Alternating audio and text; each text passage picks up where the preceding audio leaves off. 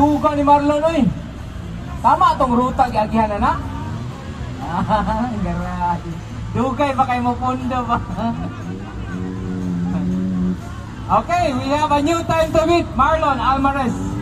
Remember the name, Almares. 2 minutes, 19 seconds, 72 milliseconds. Mubo kayo ng oras, Marlon Almares. Stock modified, track B. So, na-beat niya time ni Sir Tom. 2:19. So, titig ko now. Last 3 minutes, oh. DNS.